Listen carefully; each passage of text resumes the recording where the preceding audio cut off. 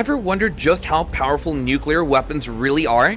From the devastation they can cause to the exclusive club of nations that possess them, the scale of nuclear weapons is truly alarming. Let's uncover the shocking truth about the global nuclear landscape. The journey of nuclear weapons from their inception to the present day is a stark reminder of the immense power humans have harnessed. The first nuclear test, codenamed Trinity, was conducted in New Mexico in 1945, marking the beginning of the nuclear age. This test was soon followed by the bombings of Hiroshima and Nagasaki, with the bombs yielding 15 and 21 kilotons respectively. These events not only ended World War II, but also showcased the devastating impact of nuclear weapons. Fast forward to today, and the evolution of these weapons is evident in their increased power. The B-83, one of the largest bombs in the US arsenal, can produce a 1.2 megaton explosion. That's a leap from kilotons to megatons, indicating how much more destructive potential has been developed. Globally, since that first test in 1945, there have been 2,475 nuclear detonations. The majority of these tests were carried out by the United States and the former Soviet Union, who together account for 85% of all nuclear tests. Despite the vast number of tests, it's sobering to remember that only 2 nuclear bombs have ever been used in warfare, those dropped on Hiroshima and Nagasaki. The scale of nuclear tests has grown significantly over the years. For instance, the Castle Bravo test conducted by the US yielded a 15 megaton explosion, while the Soviet Union's Tsar Bomba exploded with a force of 50 megatons. These figures are not just numbers, they represent an exponential increase in destructive capability, a trend that has continued over the decades. The escalation in the power of nuclear weapons is a reflection of the advancements in technology and the strategic importance placed on these weapons by nations. The tests have served not only as a means of developing more powerful weapons, but also as a show of military might. The Castle Bravo and Tsar Bomba tests are prime examples of how the Cold War era pushed for bigger and more powerful nuclear arsenals. While the number of nuclear tests has decreased significantly since the end of the Cold War, the existence of such weapons continues to be a central issue in international relations and security. The Comprehensive Nuclear Test Ban Treaty, which aims to ban all nuclear explosions, has been signed by many countries, yet it has not entered into force as not all key nations have ratified it.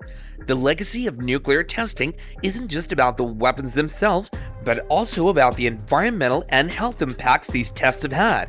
Many test sites, particularly those in the Pacific, have left a lasting mark on the environment and the health of the local populations. How powerful can a nuclear bomb get? Imagine a bomb so powerful that its explosion is still unmatched in history.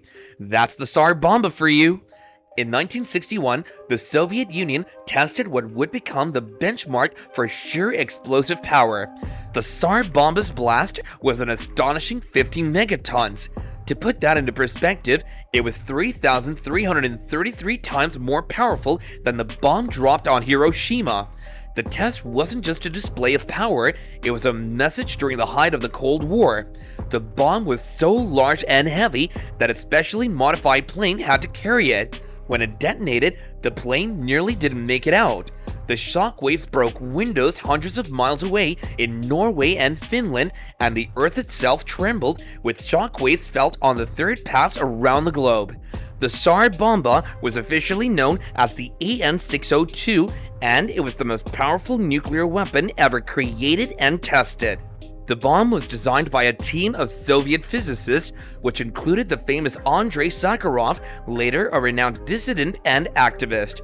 The bomb was tested on October 30th, 1961 over Novaya Zemlya, a remote archipelago in the Arctic Ocean.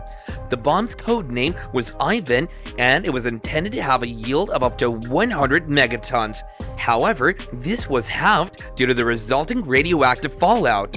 Even at 50 megatons, the bomb's explosion was so powerful that it caused third-degree burns 62 miles away.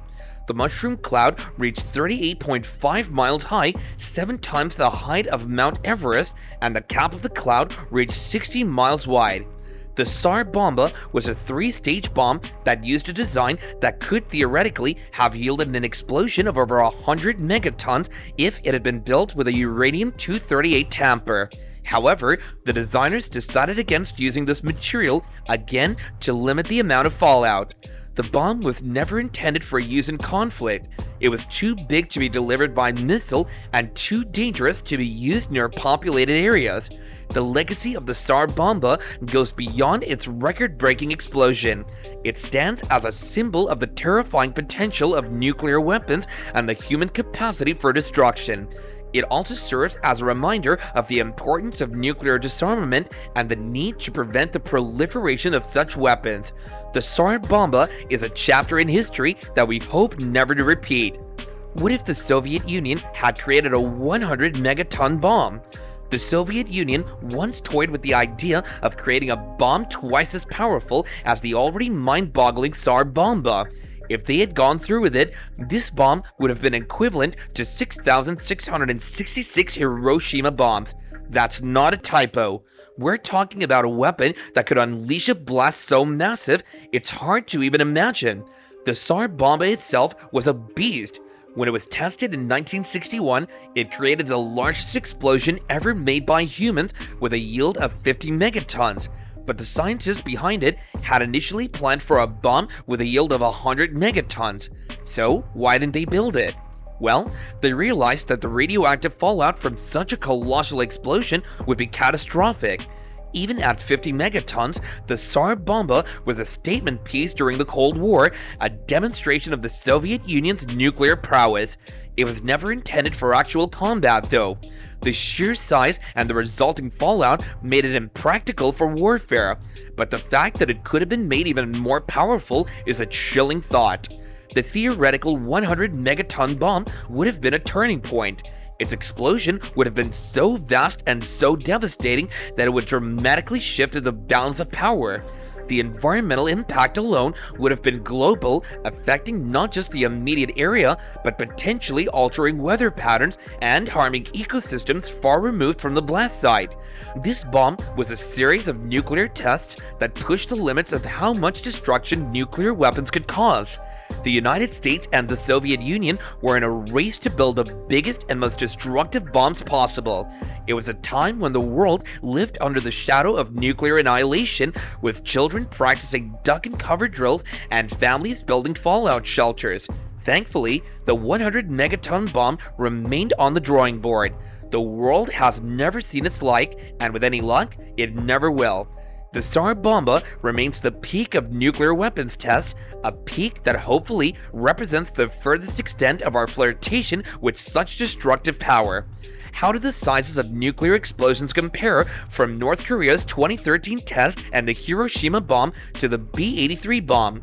When we talk about nuclear explosions, the numbers and technical terms can be overwhelming, but visualizing these blasts can help us grasp their true scale. Let's start with some of the smaller detonations like North Korea's 2013 test or the bomb that devastated Hiroshima. These are tiny when you stack them up against the modern behemoths in the nuclear arsenal, such as the B-83 bomb. The B-83 is such a strategic thermonuclear weapon, which is part of the United States' current arsenal. It's designed to be dropped from an aircraft and can produce a blast of up to 1.2 megatons of TNT. That's a lot of power, but it's just a fraction of what's been tested in the past. Take the Castle Bravo test, for example. Conducted by the United States in 1954, this was the most powerful nuclear device ever detonated by the US with a yield of 15 megatons. That's more than 1,000 times more powerful than the bomb dropped on Hiroshima. The explosion created a mushroom cloud that reached 114,000 feet into the sky and left a crater 6,500 feet in diameter. But even Castle Bravo pales in comparison to the Tsar Bomba. This Soviet-era monster was the largest nuclear explosion in history. When it was tested in 1961, it yielded an estimated 50 megatons. That's over 3 times the power of Castle Bravo and more than 3,300 times stronger than the Hiroshima bomb. The fireball from the Tsar Bomba was so large that it would have reached nearly 6.5 miles in diameter, and the mushroom cloud rose to a height of about 40 miles. China is unique in that it's expanding its arsenal and improving its technology, including developing new missile systems and possibly multiple independently targetable re-entry vehicle capabilities. And then there are countries like Pakistan, India, and North Korea. Pakistan and India have been increasing their stockpiles and improving their delivery systems, which is a cause for regional and global concern. North Korea, despite international sanctions and isolation, have continued to develop its nuclear capabilities and has conducted several nuclear tests. Israel's nuclear program is the most secretive. While it's never officially confirmed its arsenal, it's widely believed to possess nuclear weapons. Estimates of its arsenal size vary, but it's thought to have a sophisticated array of delivery systems, including aircraft and possibly submarine-launched cruise missiles. The presence of these weapons poses a constant threat of nuclear conflict, either by design, accident, or miscalculation. The Cold War's end saw a significant reduction in global stockpiles, but the decline has slowed and some nations are modernizing their arsenals. This modernization includes making weapons more accurate, deadly, and survivable in a first strike scenario. The international community has made efforts to control the spread of nuclear weapons and to further the goal of achieving nuclear disarmament. However, not all nuclear-armed states are signatories to the NPT, which complicates the disarmament process. The Stockholm International Peace Research Institute estimated in 2023 that the total number of nuclear warheads acquired by nuclear states reached 12,512. About 9,576 are kept with military stockpiles, and approximately 3,844 warheads are deployed with missiles and aircraft ready for use. This includes about 2,000 warheads maintained in a state of high operational alert, primarily by Russia and the United States. Why did South Africa decide to dismantle its nuclear weapons? South Africa's journey with nuclear weapons is quite a story. It's the only state that built nuclear bombs and then decided, nope, we're better off without them. Back in the late 1980s, the South African government made a bold move. They stopped their nuclear weapons program and went on to dismantle all 6 of their nuclear bombs by the early 1990s. It was a big deal because no other country has ever done that after fully developing their own nukes. Now let's chat about what happened after the Soviet Union said its goodbyes in 1991. This breakup left a bunch of nuclear weapons scattered across Ukraine, Belarus, and Kazakhstan. How did nations handle the nuclear weapons left on their territories after the Soviet Union's dissolution? Ukraine had the heftiest share with over 5,000 nuclear weapons. That's a lot of firepower. They could have held on to them, but instead, they struck a deal. They said, we'll give you these deals if you, Russia, along with the US and the UK, promise to respect our borders and sovereignty. This agreement was sealed in the Budapest Memorandum. But here's the twist. Ukraine's trust in these security assurances got shaky when Russia annexed Crimea in 2014. It made the world wonder about the value of such promises if they're not upheld. Talk about a tough break for trying to shed some light on the shadows. Vannunu's actions also sparked a broader debate about Israel's policy of nuclear ambiguity. While Israel has neither confirmed nor denied the existence of its nuclear arsenal, experts were able to use the information Vannunu provided to estimate the size and strength of Israel's nuclear capabilities. This has led to ongoing discussions about the role of nuclear weapons in the Middle East and the importance of nuclear non-proliferation. The impact of Vannunu's disclosures extends beyond the specifics of Israel's nuclear program. It has prompted a global conversation about the ethics of nuclear secrecy and the moral responsibility of individuals who have access to sensitive information. The dilemma faced by such individuals is complex. Should they remain silent and complicit, or should they risk severe consequences to bring information to the public's attention? Furthermore, Vannunu's case has highlighted the risks faced by whistleblowers around the world. Despite international protections and laws designed to shield whistleblowers from retaliation, many still face significant legal and personal risks. Venunu's imprisonment and the restrictions placed on him after his release, including bans on travel and speaking to foreigners, demonstrate the lengths to which some governments will go to suppress information and punish those who seek it. So after seeing the staggering power of nuclear weapons, do you feel safer or more concerned? Share your thoughts in the comments down below. And with that being said, don't forget to hit the like button, share this video, and subscribe to the channel for more content.